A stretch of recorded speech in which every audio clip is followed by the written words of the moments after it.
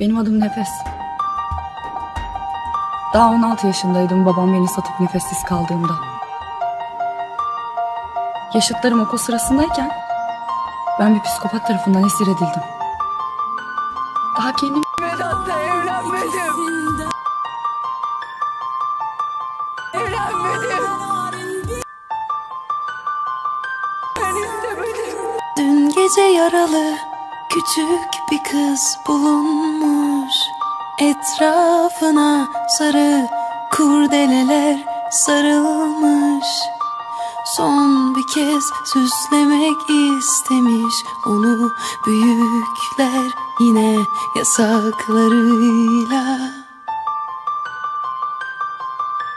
Yaklaşıp yakından bakınca gördüm yatan benim küçüklüğüm ve ben büyüdüm.